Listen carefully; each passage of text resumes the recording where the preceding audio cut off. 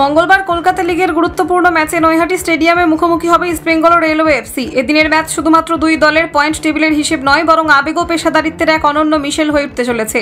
একদিকে ইস্টবেঙ্গল সুপার সিক্সে ওঠার লড়াইতে গুরুত্বপূর্ণ 3 পয়েন্টের সন্ধানে নামবে, অন্যদিকে রেলওয়ে এফসির ডাগআউটে দাঁড়িয়ে থাকবেন লাল হলুদের প্রাক্তন মিডফিল্ডার মেহতাব হোসেন, যার কাছে এই ম্যাচ আবেগের থেকেও বেশি পেশাদারিত্বের অগ্নি পরীক্ষা। 8 ম্যাচে 14 পয়েন্ট নিয়ে আপাতত গ্রুপ এতে তৃতীয় স্থানে রয়েছে ইস্টবেঙ্গল। মঙ্গলবারের ম্যাচে জিতলে শীর্ষস্থানে ওঠার সুযোগ তৈরি হবে বিনো জর্জের দলের সামনে।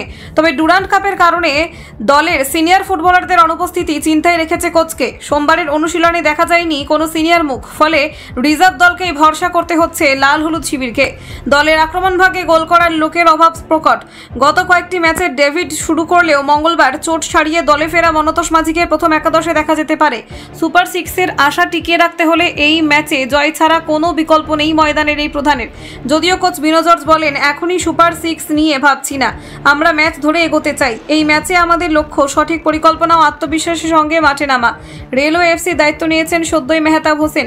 প্রথম ম্যাচে দল 1 পয়েন্ট পেলেও বড় চ্যালেঞ্জ ইস্ট বেঙ্গলের বিরুদ্ধে। এক সময় যার খেলোয়াড় জীবন কেটেছে লাল হলুদের হয়ে, আজ সেই দলের বিরুদ্ধে দাঁড়াতে হবে ডাগআউটে।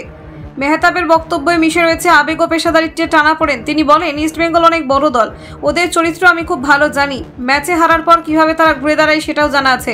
আমাদের খেলোয়াড়দের আমি শুধু এটুকু বলেছি, তোমরা নিজেদের সেরাটা দাও, ফলাফল পরে দেখা যাবে।